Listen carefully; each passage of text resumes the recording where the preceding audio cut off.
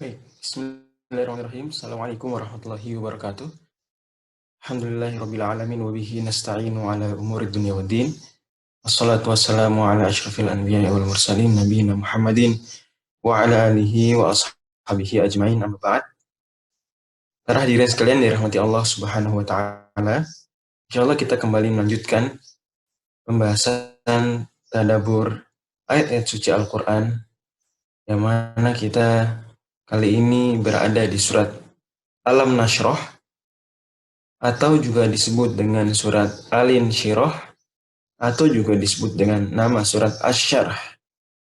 Jadi surat ini punya 3 nama yang sama-sama populer, yaitu Alam Nashrah diambil dari potongan ayat yang pertama, kemudian Al-Insyirah, ya, masdar dari pemaknaan Alam Nashrah. Jadi sebagaimana, bukankah kami telah melapangkan, maka dada Rasul pun lapang. Syarahahullahu fansyaraha gitu. Al-Insyirah, atau dilihat dari sudut pandang, kalau tadi dari sudut pandang Nabi, hati Nabi, dada Nabi, maka nama ketiga Asy-Syarh dari sudut pandang apa yang Allah lakukan, pelapangan. Dan surat ini, surat yang ke-94 dalam urutan surat-surat Al-Quran, merupakan surat yang disepakati juga oleh para ulama sebagai surat Makkiyah. Dan kemarin sudah kita singgung bahwa surat Makkiyah adalah surat yang seluruh atau kebanyakan ayatnya adalah ayat-ayat Makkiyah. Dan ayat-ayat Makkiyah adalah ayat yang turun sebelum Nabi Shallallahu Alaihi Wasallam tiba di Madinah. Dan surat Alam Nashrah atau surat Asy-Syarh ini tidak memiliki sebab nuzul secara khusus. Walaupun kalau kita menimbang pendapat sebagian ulama dari kalangan tabi'in, mereka mengatakan bahwa sebenarnya surat Ad-Duha dan surat Alam Nashrah ini satu rangkaian. Dan kita bisa lihat betapa miripnya topik antara kedua surat ini, Ad-Duha, surat sebelumnya, dan surat Alam Nashrah. Dan juga karena seolah-olah ini lanjutan dari pertanyaan Allah di surat Ad-Duha. Kita ingat di surat Ad-Duha Allah bertanya, Alam yajidka yatiman fa'awa, wajadaka dhalan fahada, wajadaka a'ilan fa'aghna. Kan bertanya Allah, bukankah Allah telah mendapati engkau dalam keadaan yatim, kemudian Allah berikan perlindungan? Bukankah engkau didapati Allah dalam keadaan belum mengetahui apa-apa, kemudian Allah beri petunjuk? Bukankah Allah mendapati engkau, wahai Nabi, kondisi fakir, tak berada, kemudian Allah berikan kecukupan, berikan kekayaan? Kan gitu. Kemudian ternyata di surat Alam Nashrah pun seperti itu. Alam nashrah laka sadrak, bukankah telah kami lapangkan dada engkau? Wa wada'na anka wizrak, dan telah kami hapuskan kesalahan-kesalahan engkau. Jadi karena kedekatan inilah kemudian para ulama ketika mengurutkan urutan turun surat mengatakan bahwa surat Ad-Duha setelah berkisar lama kurang lebih 15 hari, kita sebutkan di pertemuan sebelumnya, Nabi tidak menerima wahyu, kemudian turun surat Ad-Duha, maka langsung turun juga surat Alam Nashrah. Walaupun tetap, ya, yang benar dalam hal ini dan yang mutawatir adalah bahwa surat Alam Nashrah terpisah dari surat Ad-Duha. Baik, Allah Subhanahu wa taala firmankan, Alam nashrah laka sadrak, bukankah kami telah lapangkan dada engkau? Di sini jenis istifhamnya, istifham artinya pertanyaan, dan ini salah satu ciri khas surat dan ayat Makkiyah, yaitu penuh dengan pertanyaan retoris. Salah satu ciri khas ayat dan surat Makkiyah penuh dengan pertanyaan retoris, karena sekali lagi pertanyaan retoris tujuannya menegaskan sesuatu yang mungkin disangkal atau diragukan oleh lawan bicara. Dan kita tahu bahwa orang-orang musyrikin Quraisy yang menjadi objek dakwahnya Rasul Shallallahu Alaihi Wasallam selama di Mekah, berarti mereka ini kan menentang, mereka ini menyangkal, meragukan.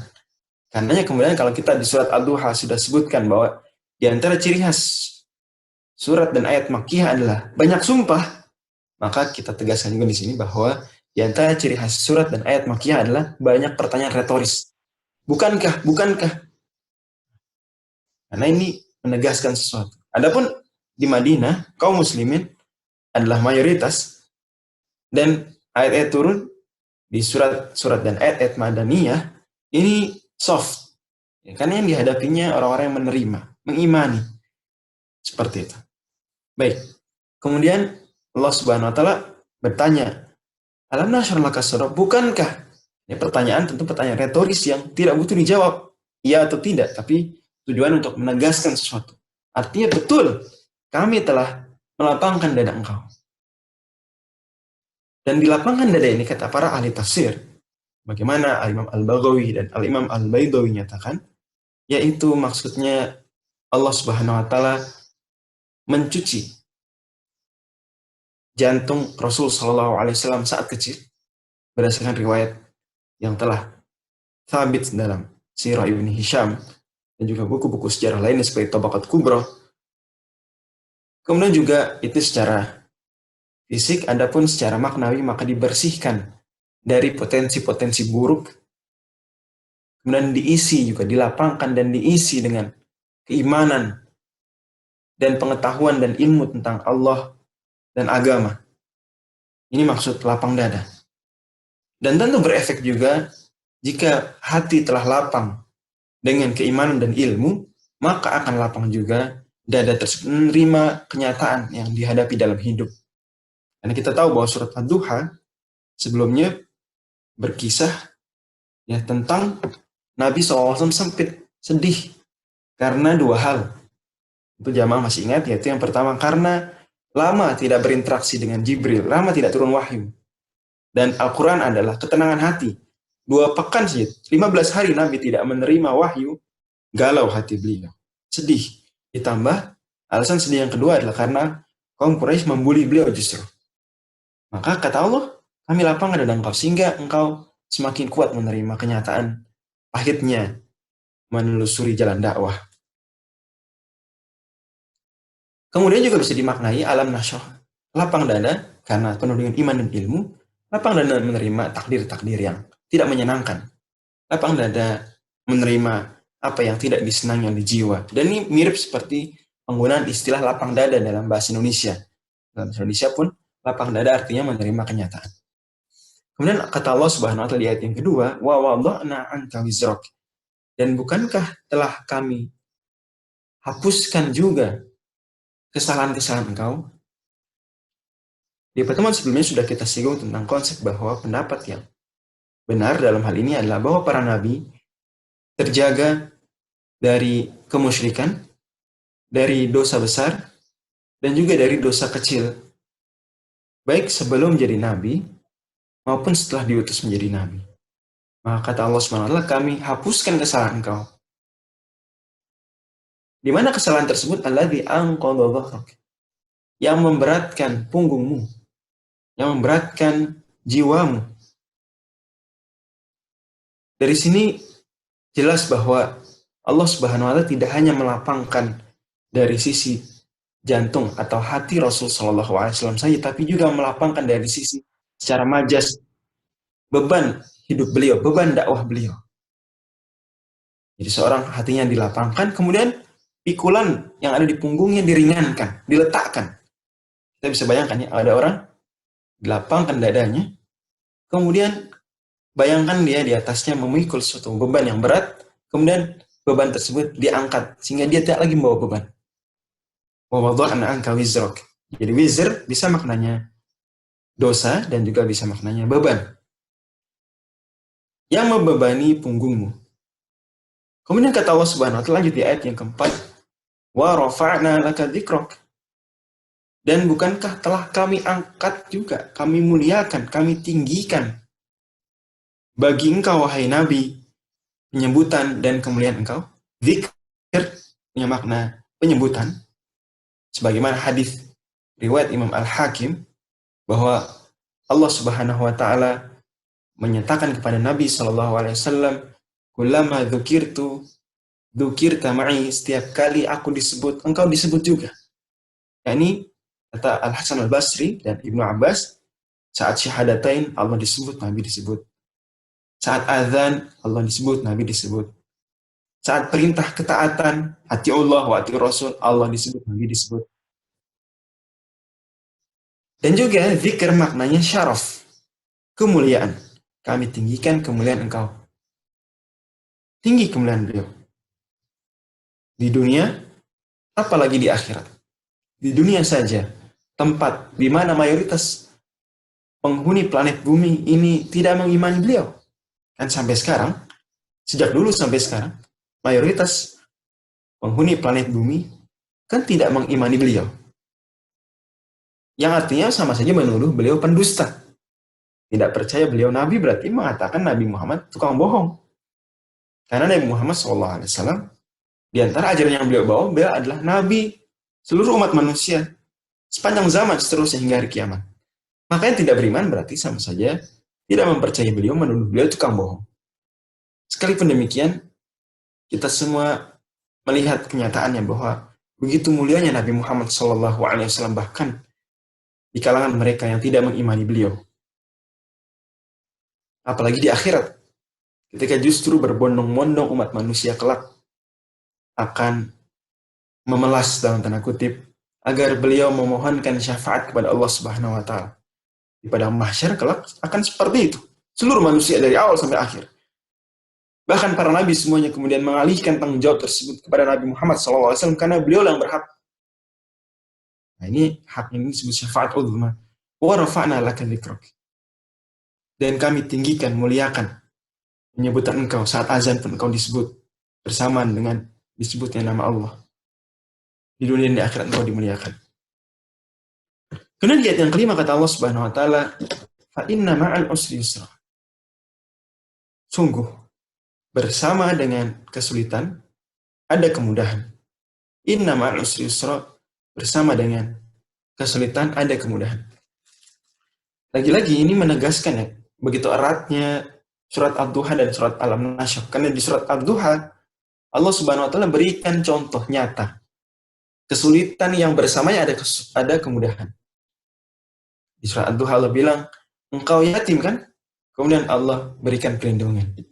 Yatim itu kesulitan, Allah beri perlindungan. Engkau tadinya tidak tahu kan? Kemudian Allah beri petunjuk. Ketidaktahuan itu kesulitan, Allah beri kemudahan, pengetahuan dan petunjuk. Tadinya engkau tidak berkecukupan kan dalam hidup. Kemudian Allah berikan kecukupan, berikan kekayaan. Ini kesulitan, setelahnya kemudahan. Bukankah dada engkau sempit tadinya? Kemudian Allah lapangkan. Kesulitan, kemudian kemudahan. Bukankah tadinya beban punggungmu berat? Kemudian Allah ringankan, Allah angkat. Allah hilangkan. Kesulitan, setelahnya kemudahan. Bukankah tadinya engkau dicaci maki, dibuli oleh orang Quraisy? Kemudian engkau akan dimuliakan. Perhatikan Nabi, awal dakwah di Mekah. Nabi dicaci kan gitu. Tapi saat Fathu Mekah, justru nama beliau dikumandangkan di atas Ka'bah saat azan. Bilal azan di atas Ka'bah. Wa rafa'na laka dzikrak. Kami muliakan engkau wahai Nabi. Kesulitan bersamanya ada kemudahan. Dan kemudian dalam hadis riwayat Ibnu Hibban, Nabi SAW juga bersabda, lan yaghlibal usru yusraini. Satu kesulitan tidak akan mengalahkan dua kemudahan. Ibnu Abbas jelaskan dan juga para ahli tafsir seperti Al-Imam Al-Baydawi paparkan juga bahwa yang dimaksud dengan satu kesulitan bersama yang ada kemudahan itu ketika dikaitkan dengan surat Al-Nashr adalah ketika kita melihat susunan fa inna ma'al usri yusra, inna ma'al usri yusra. Kesulitan yaitu al-usr, Allah gunakan alif lam, al-usr, ma'rifah. Di mana ma'rifah di sini al ya, memberikan dua makna. Yang pertama adalah al-istighraq, yakni kesulitan sesusah apapun. Jadi kesulitan itu 100% sekalipun, tetap bersamanya akan ada kemudahan.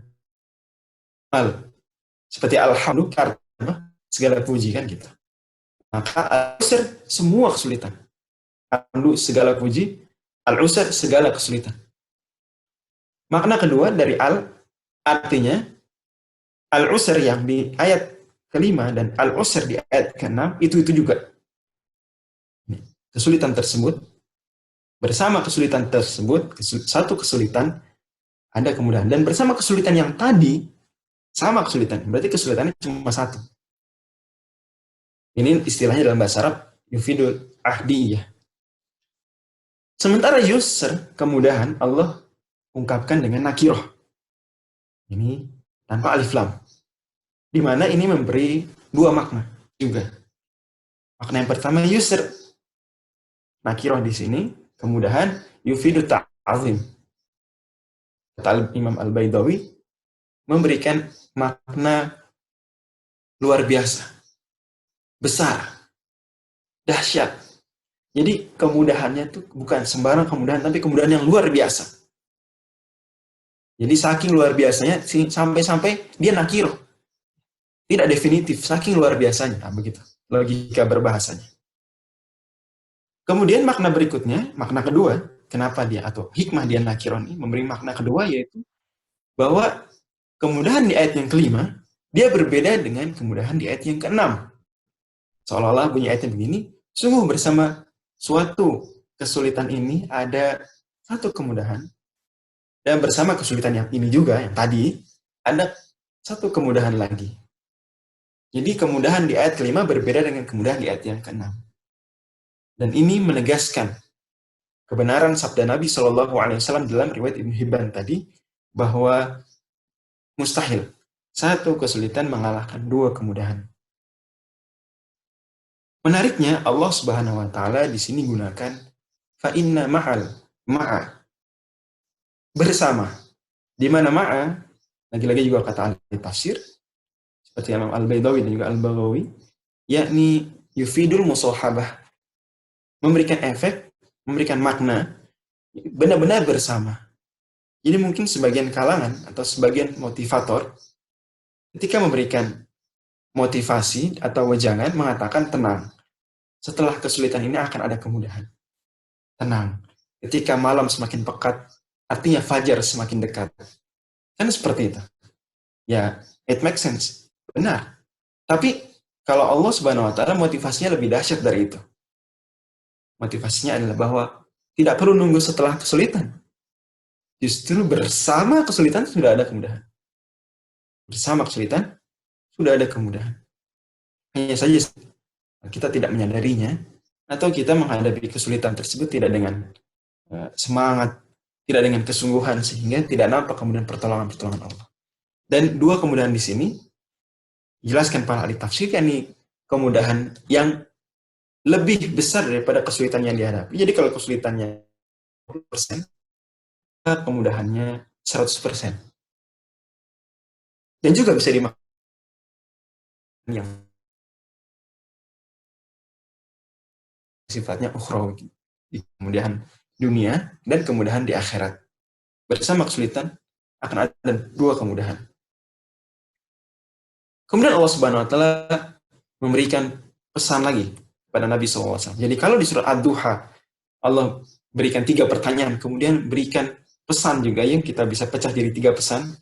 Sudah kita bahas di pertemuan surat Ad-Duha, bahwa sebagaimana engkau yatim, kemudian Allah berikan perlindungan, maka pada anak yatim jangan kamu bentak.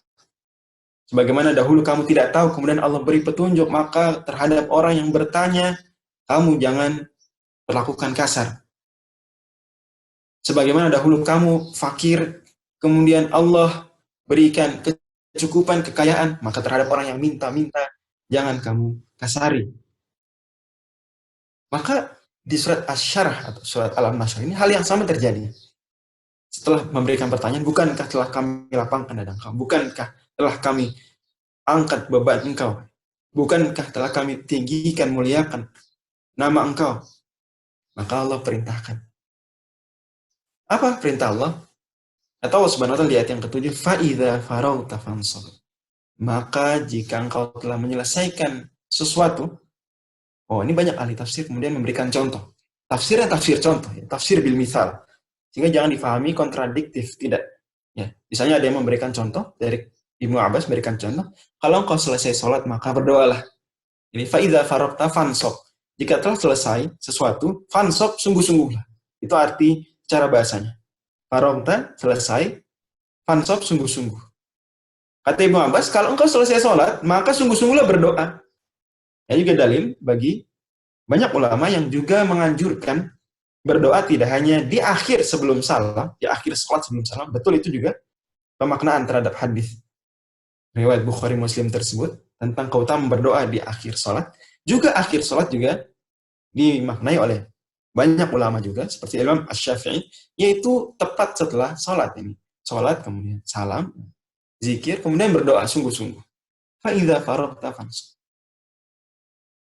Ulama lain dari kalangan tabi'in seperti Al-Hasan Basri berikan contoh, kalau engkau sudah berjuang seharian, berdakwah, maka fansab. Selesai itu, sungguh-sungguhlah beribadah di malam harinya. Sungguh-sungguhlah beribadah di malam harinya.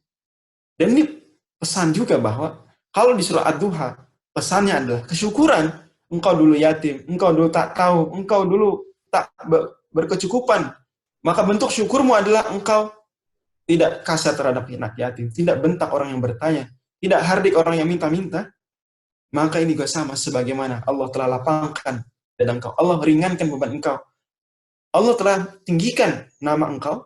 Maka kalau engkau sudah menyelesaikan kerja besar, lanjutlah, sungguh-sungguhlah dengan kerja besar lain. Baik berupa doa setelah sholat, atau setelah beraktivitas, atau berupa ibadah sholat malam, dan semisal. Atau beralih ke kerja besar lain. Kalau engkau punya beberapa proyek, selesai satu proyek, kerja besar lain. Pada akhirnya, sebenarnya perjuangan tak pernah henti. Karena perjuangan yang Anda hadapi ada kesulitan, bersamanya ada dua kemudahan. Maka kenapa kemudian berhenti dari berjuang? Tidak melanjutkan hanya karena takut ada kesulitan. Toh juga bersama kesulitan tadi, ada dua kemudahan. Wa ila rabbika farghab, dan hanya kepada Rabbmu lah saja engkau berharap. Berharaplah hanya kepada Rabbmu lah saja. Ini menegaskan juga bahwa sekalipun dada engkau telah lapang, sekalipun beban engkau telah ringan, sekalipun engkau telah mulia di sanjung-sanjung dunia akhirat, tetap engkau jangan lupa berharap hanya pada Allah Subhanahu wa taala. Jangan jumawa, jangan merasa tidak butuh Allah. Kemudian kita tutup pertemuan kita pada sore hari ini menjelang berbuka puasa dengan menyebutkan beberapa pelajaran, setidaknya 5 pelajaran yang bisa kita petik dari surat Al-Nashr. Yang pertama adalah bahwa kebahagiaan yang sebenarnya, kenyamanan yang sejati itu kebahagiaan jiwa, kebahagiaan yang di dada. Allah ungkapkan di sini bagaimana Allah berikan kebahagiaan, ketenangan pada Nabi dengan mengatakan, bukankah telah kami lapangkan dada engkau? Artinya kita hidup, andai kita memiliki harta yang banyak, andai kita memiliki istri yang jelita, andai kita memiliki anak-anak yang luar biasa suksesnya, andai kita memiliki gelar yang begitu panjang di belakang atau di depan nama kita, dan banyak jabatan mungkin yang tinggi, tapi kalau kebahagiaan tersebut tidak ada di dada, tidak ada di jiwa, jiwa kita sempit terus meskipun nampaknya makmur, maka sebenarnya tidak bahagia. Bahagia sejati adalah kebahagiaan jiwa. Pelajaran yang kedua adalah bahwa yang membuat jiwa berat, yang membuat hati sedih dan gundah gulana dan galau adalah dosa-dosa, adalah kesalahan-kesalahan. Allah Subhanahu wa taala ungkapkan di awal, wa wada'na anka wizrak, kami hapuskan kesalahan engkau. Yang kesalahan tersebut memberatkan engkau. Kalau Nabi punya kesalahan saja, itu akan memberatkan Nabi. Lebih-lebih yang lebih lemah jiwanya daripada Nabi. Tentu ketika dia masih menyimpan dosa, belum ditobati, belum dihentikan dosanya, maka akan terus memberikan beban berat bagi jiwa. Selama ini berarti sumber kesedihan, sumber kegalauan, sumber tidak bahagianya hidup kita adalah karena kita masih terus melakukan dosa. Karena dosa-dosa kita masih ada, belum juga kita tobati dosa tersebut. Itu sebenarnya karena jiwa ini, roh ini berasal dari Allah Subhanahu wa taala, Allah yang ciptakan. Maka dia tidak akan rela kalau dia berada di jasad yang justru mendurhakai penciptanya. Sempit, dia tidak bahagia. Karena itu mustahil 100% mustahil ada yang bisa memperoleh kebahagiaan justru dengan melakukan dosa. Mustahil. Sebagian orang mungkin ada di luar sana yang mereka cari kebahagiaannya, ingin having fun-nya, ingin happy-happy-nya adalah dengan melakukan dosa. 100% tidak akan mungkin bahagia dengan dosa. Sebaliknya justru bahagia dengan ketaatan. Mustahil. Pelajaran yang ketiga dari surat Al-Nashr adalah bahwa sebenarnya yang mampu memuliakan, yang memberikan kemuliaan hanya Allah Subhanahu wa taala saja. Wa rafa'na laka dzikrok. Adapun selain Allah, maka tak ada yang sanggup memberikan kemuliaan sejati. Mau kita disanjung-sanjung bawahan kita, dipuji-puji oleh pasangan hidup kita, dihormati oleh anak-anak kita, punya banyak followers mungkin, dan teman di media sosial, tetapi kalau pada akhirnya Allah menghinakannya karena dia hamba yang durhaka, karena dia sering meninggalkan kewajiban, karena dia sering melakukan hal-hal yang dilarang Tuhan, maka sebenarnya dia mulia. Tidak di akhirat, bahkan juga tidak di dunia. Riwayat Imam An-Nasai dan lain-lainnya. Bahwa kalau Allah Subhanahu wa taala mencintai seorang hamba, maka Allah akan panggil Jibril. Jibril, sungguh aku cinta dia, maka kamu cintailah. Jibril kemudian mencintainya. Kemudian Jibril panggil seluruh malaikat. Aku cinta dia, Allah cinta dia, kalian cintailah dia. Maka kemudian penduduk langit, para malaikat cinta dia. Maka kemudian penduduk bumi pun, tsumma yud'aulahul qabul fil ard. Dia diterima oleh penduduk bumi, diberikan kecintaan. Hal yang sebaliknya terjadi bagi orang yang dibenci oleh Allah. Allah akan bilang, panggil Jibril, sungguh aku benci dia. Maka Jibril pun benci dia. Jibril benci dia, kemudian Jibril suruh malaikat lain benci dia. Kemudian pada akhirnya penduduk bumi pun, meskipun nampak menghormatinya, tapi sebenarnya dia hina. Tidak hanya di akhirat, di sisi Allah, juga di sisi manusia di dunia. Wa rafa'na laka dzikrok. Pelajaran ketiga, kemuliaan hanya dari Allah. Jangan cari kemuliaan pada selain Allah. Kemudian, pelajaran yang keempat dari surat Al-Nashr adalah bahwasanya Allah Subhanahu wa taala selalu menakdirkan bersama kesulitan ada dua kemudahan. Saya sekali lagi pesannya adalah bahwa kita kemudian harus menghadapi kesulitan tersebut. Malah mundur, ya berarti tidak menjumpai kemudahan yang ada bersama dengan kesulitan tadi. Karena kemudahannya ada bersama kesulitan. Jika kita tidak maju menghadapi kesulitan tersebut, ya kita tidak akan menghadapi, tidak akan menemui kemudahan yang Allah Subhanahu wa taala janjikan bersama kesulitan tadi. Kemudian pelajaran yang kelima, last but not least, adalah bahwa Islam mengajarkan kita memiliki proyek-proyek besar, memiliki perencanaan agar ketika sudah selesai satu pekerjaan, kita langsung siap lanjut ke pekerjaan berikutnya. Jadi tidak kemudian bingung, sudah selesai satu pekerjaan, bingung habis ini ngapain ya? Ini Islam tidak mengajarkan begitu. Islam mengajarkan faidha farata fansok, ini fa. Kalau sudah selesai, fa segeralah. Semua itu dalam bahasa Arab, fa yufidu at-ta'qib wa tartib, segera dan berurut. Selain itu, berarti benar Islam mengajarkan kita kerja itu dengan prioritas, ada urutannya jelas, setelah ini dulu. Kemudian juga sudah jelas apa yang dikerjakan nanti sehingga selesai satu proyek kita langsung sudah kebayang habis ini akan begini. Sehingga andai pun kita istirahat sejenak, istirahat penuh dengan perencanaan.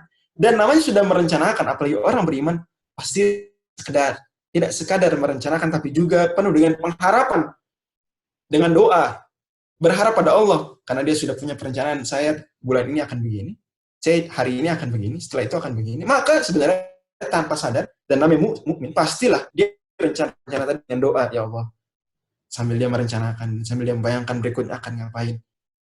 Dia kemudian, ya Allah mudahkan ya, setelah ini akan saya begini. Setelah saya selesai skripsi, saya akan apply kerjaan.